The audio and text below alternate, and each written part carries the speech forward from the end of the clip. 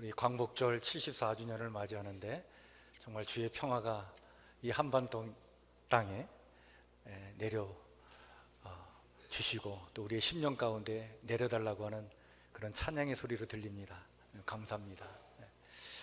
오늘 이 시간 우리가 같이 나눌 말씀의 제목은 한번 따라해 볼까요? 자기 혐오의 우상을 파괴하라. 이런 제목으로 말씀을 나누고자 합니다. 우리 주일마다 지금 화평케 하는 자라고 하는 주제를 가지고 지금 몇 주 말씀을 같이 나누고 있는데 우리 8월 말까지 이 주제를 가지고 말씀을 좀 나누고자 합니다. 오늘은 자기 혐오의 우상을 파괴하라고 하는 제목의 말씀을 나누고자 하는데요. 그 심리학자 중에 아들러라고 하는 심리학자가 이런 말을 했습니다. 인간의 고민은 전부 인간관계에서 오는 고민이다. 참 맞는 말이라고 봅니다. 제가 지난 주일날 여러분들과 말씀을 나누면서 관계가 전부다라고 하는 그런 말씀을 드렸는데 정말 제일 중요한 것이 관계죠. 그런데 가장 힘든 것이 관계입니다. 그런데 왜 인간관계가 이렇게 힘든 걸까요? 그리고 어떻게 하면 인간관계를 잘 맺고 살아갈 수 있을까요? 최근에 이런 질문을 심리학적으로 잘 이해하도록 도움을 주는 책 한 권이 출판되었는데요. 정신과 전문의인 문요한 씨라고 하는 분이 쓴 관계를 읽는 시간이라고 하는 책입니다. 이 인간관계에 대해서 나름대로 이렇게 도움이 되는 좋은 책인데 한번 일독을 권해드리고 싶습니다. 책의 핵심은 이렇습니다. 인간관계는 왜 어려울까? 그 원인은 관계를 맺는 틀이 어떤 방식이 우리 가운데 다 있는데 그것 때문에 문제라고 하는 거예요. 우리는 인간관계를 맺을 때 어떤 내가 가지고 있는 어떤 관계를 맺는 방식, 틀을 가지고 관계를 맺는데 이것이 실패를 함에도 불구하고 그 방식을 계속 고집하면서 되풀이하기 때문에 인간관계가 어렵다는 얘기입니다. 근데 이 틀이 언제 생기냐면 어릴 때 생긴다는 거예요. 문제는 어릴 때 생겼던 이 틀이 어른이 되어서도 계속 어린 시절의 그 틀을, 그 방식을 고집하기 때문에 문제가 계속해서 반복돼서 나올 수밖에 없다. 어린 시절에 형성된 이 관계의 틀을 이 저자는 바운더리라고 하는 개념으로 이걸 설명하는데 저는 이것을 자기 세계다라고 이렇게 이해하면 좋을 것 같아요. 그렇습니다. 여러분, 나라고 하는 존재는요, 너라고 하는 존재와 관계를 맺으면서 이렇게 우리가 살아가죠. 그런데 나와 너라고 하는 존재가 이 관계를 맺을 때 나가 너라고 하는 존재로부터 내가 이게 잘 독립이 돼야 됩니다. 이걸 심리학적인 용어로 분화가 일어난다고 하는데 자기 분화가 건강하게 일어나야 되는데 자기 분화가 일어나지 않으면 이게 온전히 일어나지 않으면 이게 자기 바운더리, 자기 세계가 희미해지는 거예요. 건강하게 일어나면 독립적인 존재이면서도 관계를 아주 유연하게 맺을 수 있다는 거예요. 그런데 너무 독립성이 강해가지고 자기 분화가 너무 이게 극단적으로 이루어지면 어떤 현상이 일어나냐면 그거는 너무 경직된 그런 태도를 갖게 된다는 겁니다. 그래서 여기에 따라 자기 바운더리가 어떤 형태에 따라 관계가 맺어지게 되는데 그렇습니다. 희미한 바운더리를 갖고 있는 사람들은 타인 중심의 인간관계를 맺는 거예요. 그리고 경직된 그런 바운더리를 갖고 있는 사람은요, 이건 자기중심적으로 인간관계를 맺습니다. 근데 건강한 자기 세계, 바운더리를 갖고 있는 사람은 상호 호혜적인 관계를 맺게 된다. 그 얘기입니다. 자, 이것을 우리가 이런 도표로 설명을 할 수 있는데요. 이 자기 분화, 독립성을 한 축으로 하고요. 관계성, 교류 방식을 이게 또 한 축으로 할 때 두 축이 이렇게 나눠지잖아요. 여기에 따라 네 가지 형태의 인간관계의 틀이 형성된다라고 이렇게 설명을 합니다. 먼저 한 축을 한번 생각해 보죠. 이런 자아 분화를 한번, 독립성을 생각해 보시길 바랍니다. 너무 과하게 독립한 사람들은요 굉장히 고집스럽습니다. 그리고 공격적이에요. 그리고 상대를 굴복시키려고만 합니다. 그러한 태도로 관계를 맺으려고 해요. 그런데 반면에 자기 분화가 이 독립성이 거의 안 된 사람은요 타인의 종속되어 끌려갑니다. 그리고 종속되는 것을 원해요. 왜? 종속되지 않으면 불안해요. 그래서 상대에게 무조건 순응하려고 하는 태도를 가지고 관계를 맺는 거예요. 또 하나의 축을 한번 생각해 보세요. 여러분, 교류 방식인 관계성의 축을 생각해 보면 이 관계성이 너무 필요 이상으로 억제가 안 되는 사람이 있어요. 이런 사람은 굉장히 친밀하긴 하지만 상대에게 더 큰 부담을 줍니다. 불편함을 안겨줘요. 반면에 관계성을 너무 억제하는 사람은요 너무 경계를 해요. 폐쇄적입니다. 관계를 필요 이상으로 두려워하고 조심하고 그리고 피하는 그런 태도로 관계를 맺는 거예요. 이 두 축을 우리가 기준으로 삼아보면 한 4가지 유형의 관계 틀이 형성된다. 하나는 순응형이고 또 하나는 돌봄형이고 또 하나는 방어형이고 또 하나는 지배형이라고 하는 얘기죠. 순응형 어떤 사람입니까? 자아 분화가 잘 안 됐어요. 독립적이지를 못해요. 그리고 관계성도 아주 소극적입니다. 이런 사람들은 이 2가지 측면에서 모두 약하기 때문에 자존감이 낮습니다. 굉장히 타인에게 순종적이고 타인 중심적인 인간관계를 맺죠. 이들은 상대방의 말을 잘 듣는 것 같이 보이는데 이것이 사실은 착해서 그렇게 듣는 게 아니라 불안해서 그러는 거예요. 불안해서. 자신이 버려질까 봐, 거절당할까 봐. 그래서 자기 주장도 잘 펼치지 못합니다. 아니, 사실 자기의 주장이라는 게 없어요. 안타까운 일이에요. 돌봄형은 어떤 사람입니까? 자기 분화가 잘 안 되었고 그런데 교리성, 관계성은 굉장히 적극적입니다. 이들은요 다른 사람들을 돌보느라 정작 자기 자신의 삶을 제대로 살지 못하는 경우가 아주 많습니다. 열심히 돌봐줌으로써 타인이 자기 자신에게 의지하기를 바라요. 그래서 이런 사람들은 아주 유쾌하고 행복하고 건강한 사람들과 관계를 맺기보다는 오히려 불행한 이들을 만나서 이들을 행복하게 만들어 주려고 합니다. 거기에 자기 삶의 의미를 부여하려고 하는 거예요. 그러나 그 돌봄을 받는 그 사람이 자립하려고 하면 그걸 막는 거예요. 붙잡는 거예요. 왜? 불안하니까. 거기에 내 삶의 의미가 있으니까.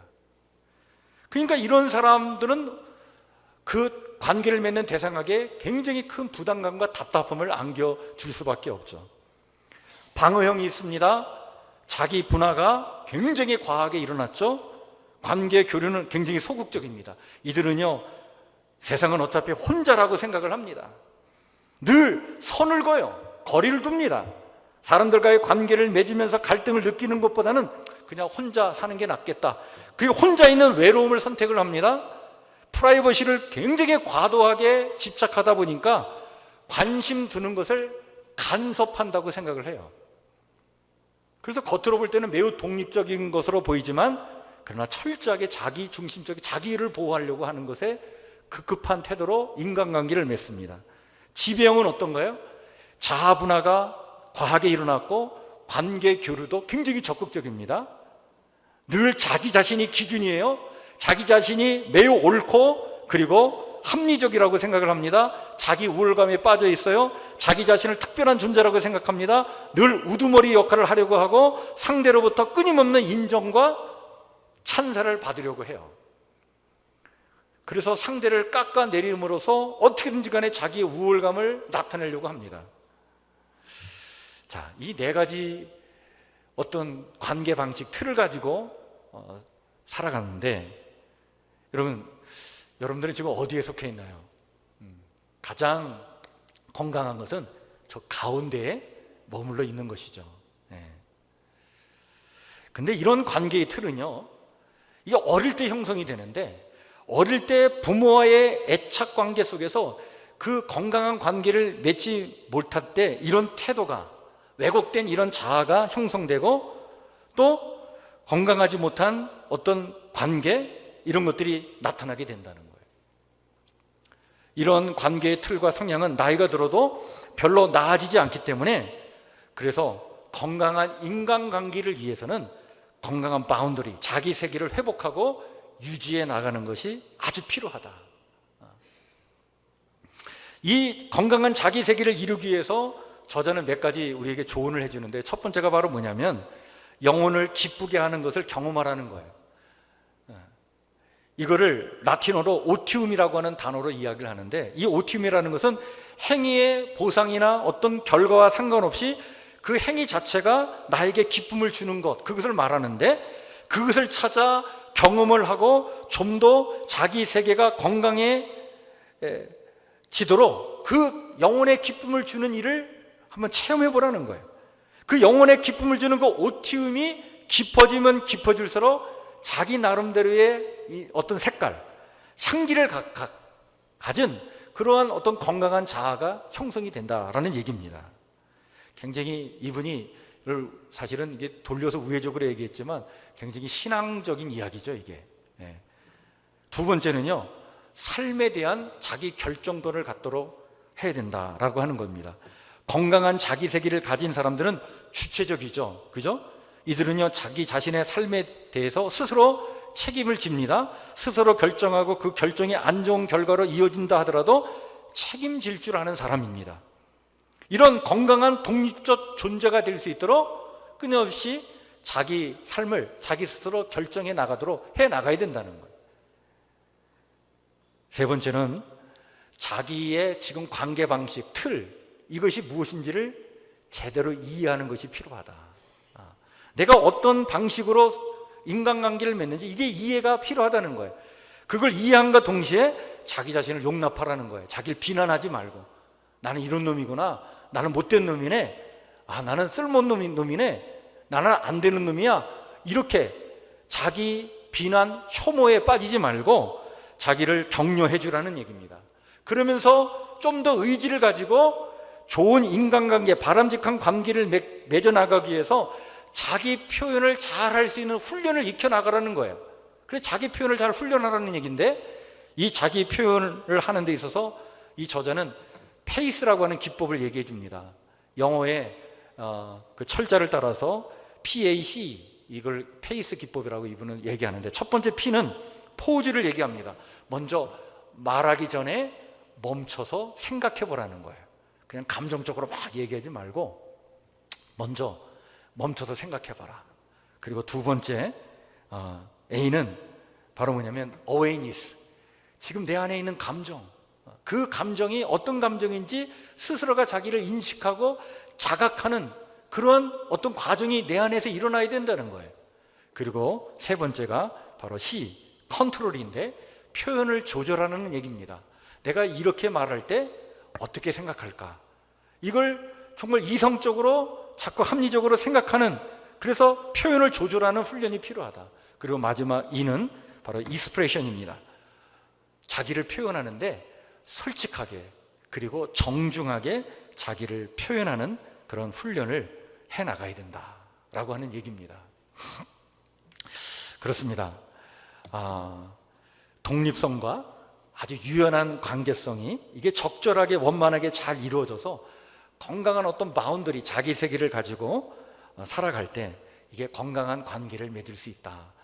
이런 저자의 이야기가 우리가 참 귀담아 들을, 또 참고해야 될 만한 그런 이야기다라고 봅니다. 저는 이 이야기를 쭉 이렇게 책을 통해 살펴보면서 그런 생각이 들었어요. 여러분, 무엇보다도 정말 중요한 것은 지금 나에 대한, 내가 지금 관계를 맺지 못하고 있는 나에 대한 불신, 비난, 혐오가 내 안에 있습니다. 이걸 우리가 극복하는 것이 굉장히 필요해요. 여러분, 혹시 환각통이라고 하는 말을 들어본 적 있으십니까?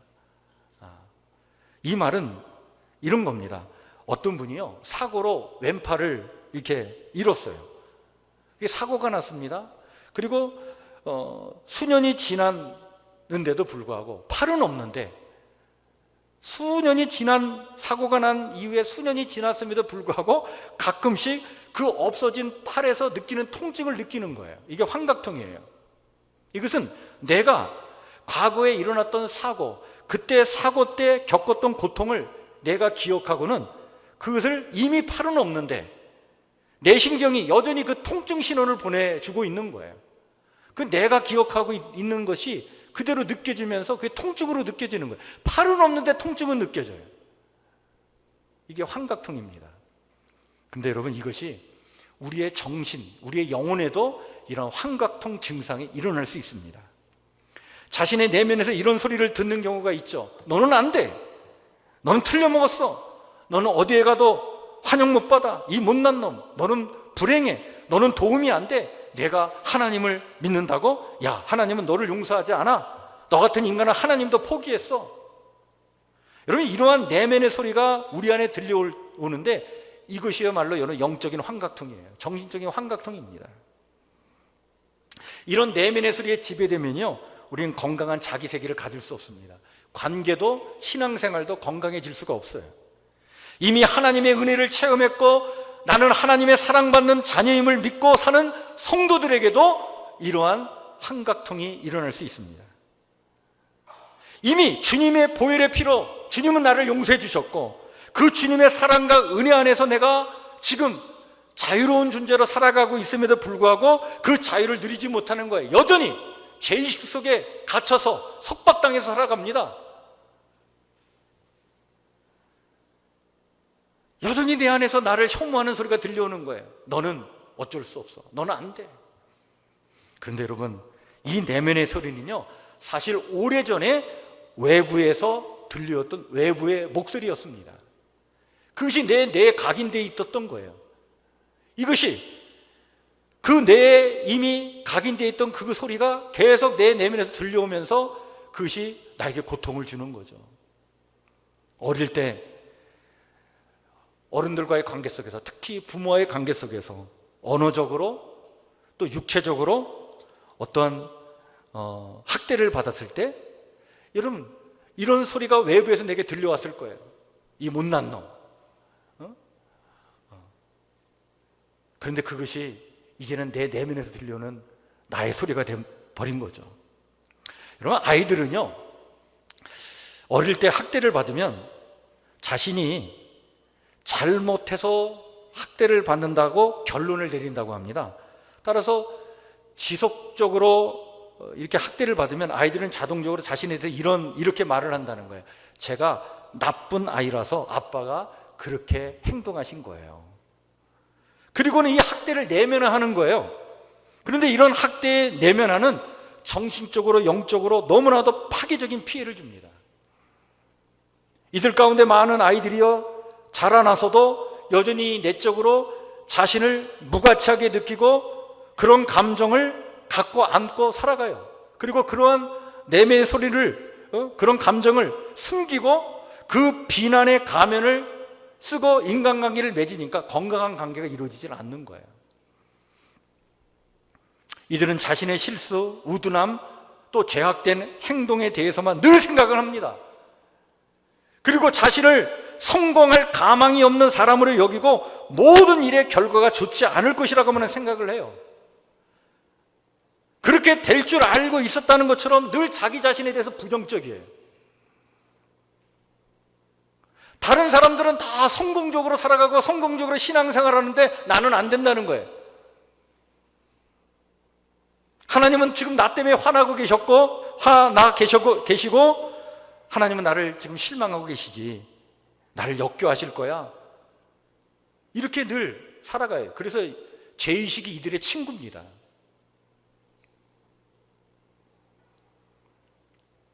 저는 이런 상태를요, 이렇게 규정하고 싶어요. 자기 비난과 자기 혐오라는 우상에 빠져있는 상태다. 여러분, 이 우상에 사로잡혀 있는 한 우리는요, 건강한 자아를 가질 수 없습니다. 건강한 인간관계를 맺을 수 없습니다. 그리고 바람직한 신앙생활을 할 수가 없어요.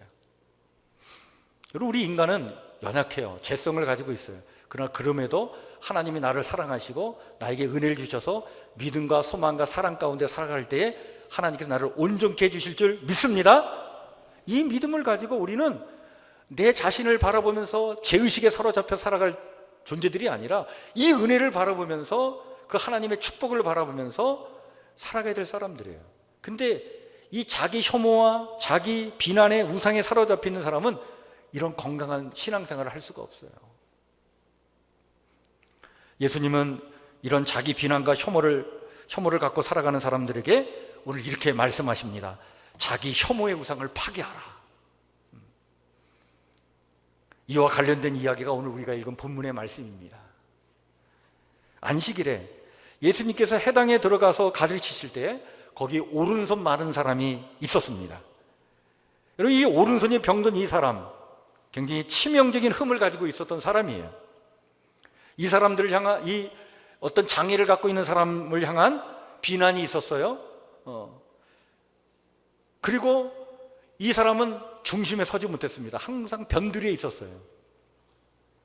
또 이 사람을 두고 오늘 성경에 보니까 당시 서기관과 바리새인들은 예수님께서 안식일에 병을 고치는 일을 하시는지 안 하시는지 시험하기 위한 하나의 도구로 이 오른손 장애를 입은 이 사람을 이용을 합니다. 참으로 인간적이고 인격적인 그런 대우를 받지 못한 사람이었어요. 한낱 쓰임 받는다는 것이 다른 사람을 시험하기 위한 시험거리 정도였습니다. 이것이 오른손을 장애를 입은 오늘 한 사람을 향한 당시의 사회적인 폭력이었고, 이 사람이 당했던 하나의 불편한 진실이었죠. 장애인을 향한 이런 폭력이 오랫동안 지속되는 사회적 분위기 속에서 이 손 마른 사람이 얼마나 많은 마음의 상처를 받았겠습니까? 이런 폭력은 자기 비난과 자기 혐오로 내면화될 수밖에 없어요. 그래서 아마 이 사람은 이렇게 생각했을 거예요. 나 같은 병신이 뭘 할 수 있어? 난 안 돼. 그리고는 늘 주변을 맴돌면서 서성이면서 움츠려 살게 했을 것입니다. 그러나 예수님은 오랫동안 이런 폭력에 노출되어 자기 비난과 혐오로 살아온 이 손 마른 사람에게 이렇게 말씀하십니다. 일어나! 한가운데 서라! 움츠러들지 말라는 거예요. 주변에 머물지 말라는 겁니다. 잘못된 것은 바로 네가 아니라는 거예요. 너를 이렇게 움츠러들게 하고 주변으로 몰아넣은 억압이 잘못된 것이라고 말씀해주고 계십니다. 당당하게 내 자신이 되라는 겁니다. 그 폭력을 내면화하여 스스로 자기를 비난하고 혐오하며 살지 말라는 거예요. 그 우상을 깨버리라는 거예요. 이제 더 이상 자신을 비난할 필요도 없고 혐오할 필요도 없다고 말씀하신 것입니다. 그리고는 일어나 한가운데 선 그에게 다가가셔서 주님께서 그에게 손을 내미시죠. 그리고 그의 아픔과 고통과 상처를 만져주십니다. 그때 그가 깨끗하게 나음을 입은 줄 믿으시길 바랍니다. 오늘도 자기를 비난하고 자기를 혐오하며 살아가는 사람들에게 예수님은 말씀하십니다. 일어나 한가운데 서라. 자기 혐오의 우상을 파괴하라. 내가 너를 온전케 하겠다. 내가 너를 도와주겠다. 그 상처와 아픔과 고통에서 벗어나게 해주겠다. 오늘 우리에게 주시는 주님의 음성입니다. 여러분, 이제 비난해야 할 것은 내 자신이 아닙니다. 지금까지 자신이 그렇게 만들어졌고 그렇게 된 자신에 대하여 알지 못하고 속아왔던 것을 우리는 비난해야 돼요.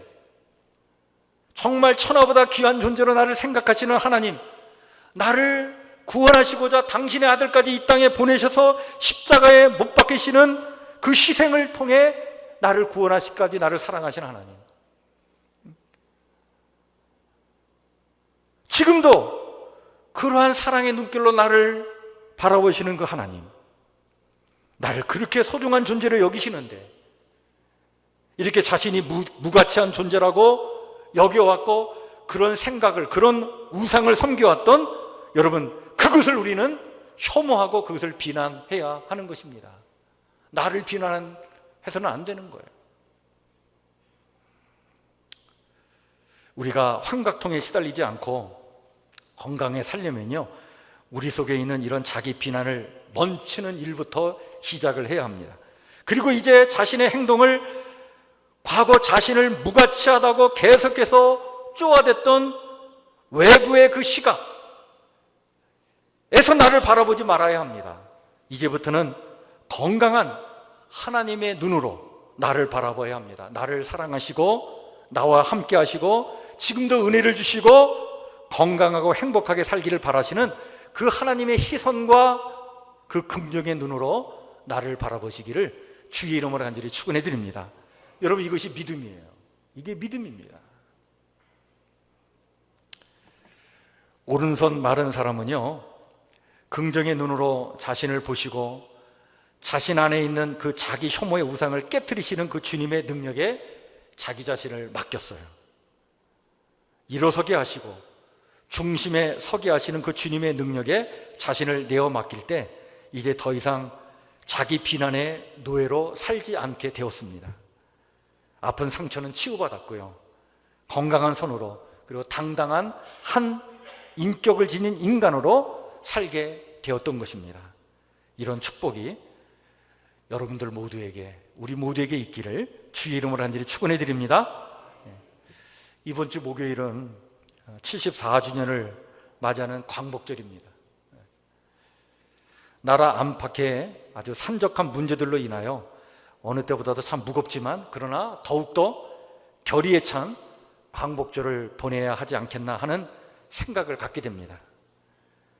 우려하는 것은 이런 어려운 여건과 상황 속에서 저는 민족적인 어떤 환각통이 다시 일어나서 자기 혐오와 자기 비난에 빠지지 않기를 저는 기도합니다. 우리는 일본에 2번씩이나 침략을 받았고 지금은 경제 보복을 당하고 있죠. 저는 어릴 때요, 참으로 듣기 싫었던 말 중에 하나가 바로 뭐냐면 일본 사람도 아닌 한국 사람들의 입에서 나오는 이런 소리였습니다. 뭐냐면 조선 놈들은 안 돼, 맞아야 돼, 맞아야 정신 차려. 이런 소리를 제가 어릴 때 들을 때 스스로 자신을 이렇게 비하하는 소리와 자기 혐오에 빠져있는 우리들의 그 자아상을 보면서 너무나도 가슴 아팠던 기억이 납니다. 그런데요, 여러분, 일제시대 때 들었던 그 외부의 소리가 우리의 내면에 각인되어 있어서 여전히 우리가 그 환각통에 시달려 있었던 것이죠. 그런데 이런 소리가 이 어려운 시기에 다시 나오지 않을까 참 염려가 됩니다. 여러분, 우리 스스로 건강한 어떤 민족적 자아상을 잃어버리고 자기 혐오의 우상에 사로잡혀 우리들끼리 서로 싸우고 별 수 없다라고 좌절하면서 안 된다고 체념하면서 우리가 이 어려운 시기를 보낸다면 우리의 민족의 미래가 어디 있겠습니까? 그래서 저는 기도합니다. 하나님, 정말 이 나라, 이 민족, 이 백성들의 이 마음과 그 영혼을 어루만져 주셔서 정말 정신적으로 영적으로 건강하게 광복절을 맞이할 수 있도록 하나님 이 땅을 굽어 살펴 주시옵소서. 그게 제 기도의 제목입니다. 또한 일어나 한가운데 서라 라고 하는 이 주님의 음성이 이 나라 방방곡곡에 울려 퍼지기를 또한 기도합니다. 자기 혐오의 우상을 깨트려버리고 당당히 살게 하시고 서게 하시는 이 하나님의 은혜가 이 나라 이 민족에 임하기를 저는 기도합니다. 어려울 때이지만 우리가 건강하게 바로 서야 국가 간의 관계도 건강하게 우리가 유지해 나갈 수 있는 건 아니겠습니까? 이런 내면의 힘과 자긍심과 또 할 수 있다라고 하는 이 믿음이 이 나라 백성들의 마음 가운데 충만하게 되기를 기도하고 있습니다. 사랑하는 성도 여러분, 이 8.15 광복절을 맞이하여 저와 함께 이렇게 기도해 주시기를 주의 이름으로 간절히 부탁을 드립니다. 자기 혐오의 우상을 무너뜨리게 하시고 건강한 자아로 당당히 서도록 도우시는 하나님께서 우리의 손을 붙잡고 계십니다.